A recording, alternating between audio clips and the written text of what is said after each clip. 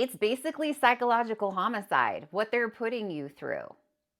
When I broke up with my ex and he started calling me from 2,000 miles away and saying, like, I'm so sorry. I can't believe that I did this to you after it had been a year and a half of the same repeat behaviors. And at that point, I didn't even know. I didn't even know a little about how much I had been lied to, but I knew enough and saw enough to know that I couldn't be with someone like him.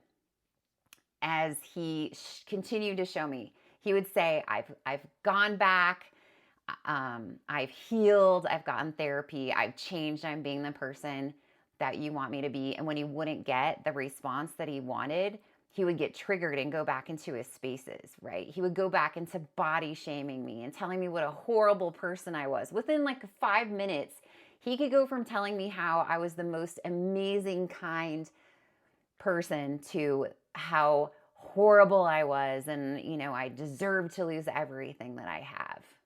And it was in that moment that I realized that he had to have been doing it to other people before me. At this point, he's like 43 or something like that. And I thought, there's no way. There's no way I'm the first one. And as he kept not getting his way and the slander campaign launched and I started getting contacted, I could see all of the things that he had done before. And it was just a repeat. It was a repeat behavior. I remember being in Costco, pushing my cart down the aisle and getting a chime on my Facebook Messenger from one of the other girls that was the previous girl before me who has the same name, Crazy Enough. And she said, he's posting our photos. And when I finally got enough service to see them, I was really confused because he had pictures of my face, but other women's bodies without their faces. And he would do vice versa. And then we both realized that there were some pictures in there that weren't either of us. So he was confused himself. He had collected so many images from his exes over the years and had used them, and he was making a collage.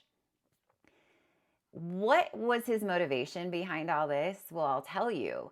If people called him out or exposed this, he couldn't continue doing what he was doing. And that's what he was terrified of. He was terrified of us telling the truth about who he really was. And so he was trying to get us to be quiet.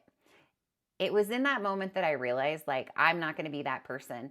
He does things that are so damaging. He's going to create someone